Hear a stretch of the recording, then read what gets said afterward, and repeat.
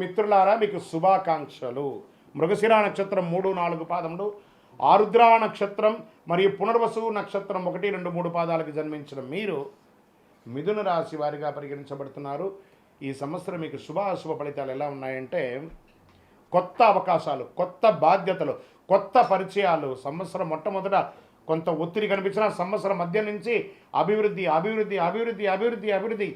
Get ready మిథున రాశులారా, jackpot on the way. అద్భుతం.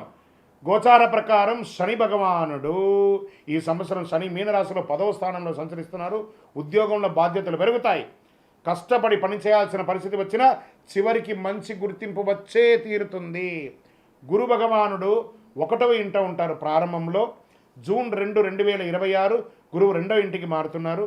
October 31, 26 గురువు 3వ ఇంటికి మారుతున్నారు. జనవరి 25, 2027 తిరిగి 2వ ఇంటికి వస్తున్నారు. దీనివల్ల ఆత్మవిశ్వాసం పెరుగుతుంది, ధనలాభం పెరుగుతుంది, కుటుంబ అభివృద్ధి పెరుగుతుంది. మరి రాహు కేతు ఈ సంవత్సరంలో ప్రారంభంలో రాహు 9వ ఇంట్లో, కేతు 3వ ఇంట్లో.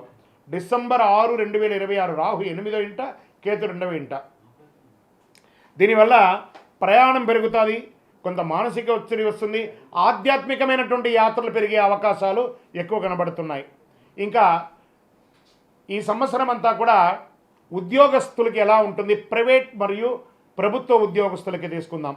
ముందు ప్రైవేట్ ఉద్యోగస్తులకి చాలామందికి మాకు లే ఆఫ్ అయిందండి, మాకు టెక్నికల్గా మమ్మల్ని ఉద్యోగం నుంచి తీసేశారండి, మా పరిస్థితి ఏందండి? ఇదే పెద్ద క్వశ్చన్ మార్క్ కదా. ఇది దేశంలోనూ అంతర్దేశంలో ఉన్న విదేశాల్లో ఉన్న వాళ్ళకి కూడా కలిపి చెప్తున్నాను. ఇది తప్పదు. దీనికి ఆల్టర్నేటివ్ మాత్రం ఎప్పుడు చూసుకుంటారు. అందుకే ఎప్పుడు ఒకటే ఇన్కమ్ సోర్స్ కాకుండా ఆల్టర్నేటివ్ ఇన్కమ్ సోర్స్ కూడా చూసుకోవాలి. మీతో పాటు చిరు వ్యాపారం మొదలుపెట్టండి. ప్రైవేట్ రంగం వాళ్ళు చిన్న చిన్న వ్యాపారాలు ఈ కామర్స్ ద్వారా చేయండి. పెట్టుబడి పెట్టి షోరూమ్లు కాదు, ఈ కామర్స్ ద్వారా చేయండి. క్లౌడ్ కిచెన్స్ చేయండి, లేదా చిన్న చిన్న వస్తువులు మార్కెట్ చేయండి. తర్వాత జూన్ తర్వాత మళ్ళీ మీ ఉద్యోగాలన్నీ పునర్వ్యవస్థీకరించబడతాయి.